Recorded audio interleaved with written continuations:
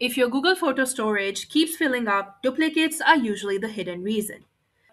Today, I'm showing you how the Cloud Duplicate Finder Chrome extension helps you find and delete duplicate photos from Google Photos quickly and safely.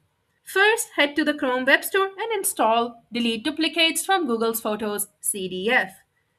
Once installed, open the extension directly from your browser. Once your extension is downloaded, click Start Scanning Now and it will open your Google Photos. You will see a pop up on the right hand corner. Enter your email and select the similarity threshold.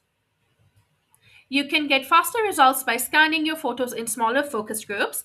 Try selecting a specific album to process or use the search bar to filter by a date, person, or event. Then, once you have chosen your album, I will set the threshold to low for now and click Find Duplicates so it can start scanning. Once the scan completes, duplicates are grouped together visually. You can review each group, keep the best quality photo, and select the rest for deletion.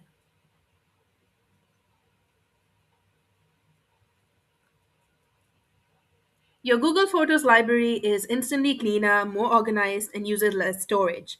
Manually finding duplicates in Google Photos can take hours. This Chrome extension does the hard work for you, fast, reliable, and without technical complexity.